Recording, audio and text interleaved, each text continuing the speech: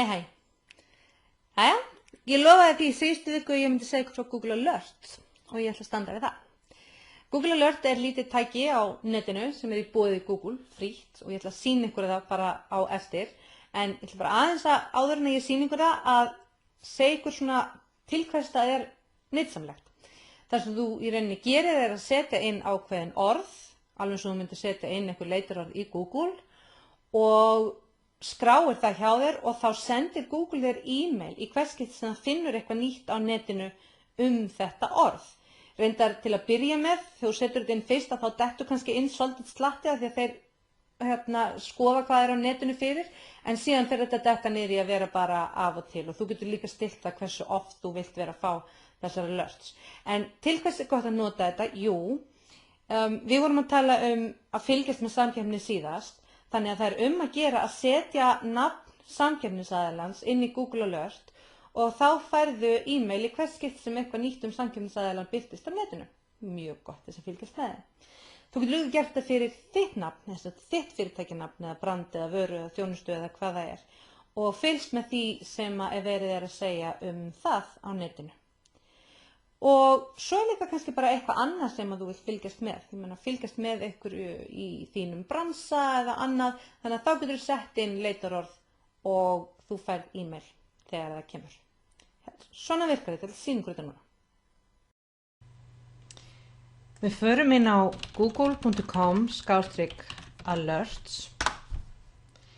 Hérna er ég ekki skráð inn, þannig að og þið getið farið inn bara með hvaða e-mail sem er. Hérna getum við sett inn orð, hérna til dæmis ætla ég að setja inn bara Þórana K. Kristín Jónsdóttir. Þannig að alltaf þegar það birtist eitthvað á Google Þórunu Kristín Jónsdóttir, hérna sé ég hvað kemur, að þá vil ég fá post. Hvers konar niðurstöðu vil ég fá? Ég get valið að vilja bara fá allar mögulega niðurstöður á netinu. Ég get valið að fá bara það sem er í fréttum, bara það sem er í bloggum, bara það sem er í vídeóum, bara það sem er í spjallþráðum eða umræðuþráðum eða bara það sem er í bókum. Ég ætla bara að velja allt hérna.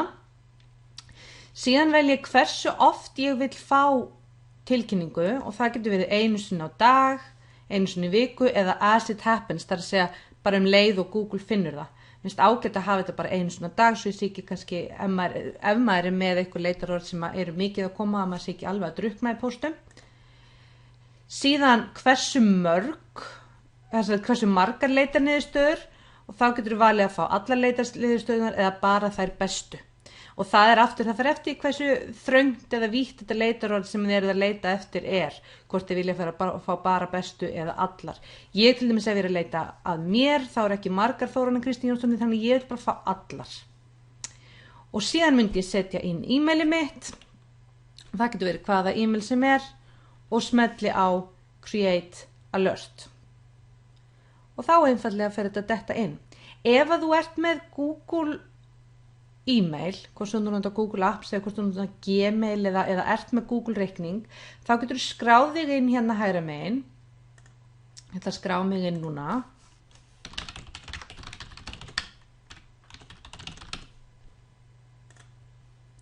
Þá sjáum við hérna hvað ég er með inni nú þegar. Ég er með hérna, ég vil fá mig og ég vil fá markaðsmál og mannamáli og svo framvegis. Og hérna getum við búið til nýja alert og þegar við búum til alert þegar við sænuð inn að þá er það rauninni nákvæmlega eins nema að e-mailið þitt er nú þegar hérna inni. Þetta er Google Alert. Mjög einfalt en mjög öflugt. Þannig að skelltu þér endilega inn, skráðu þig og byrjaðu að nota það.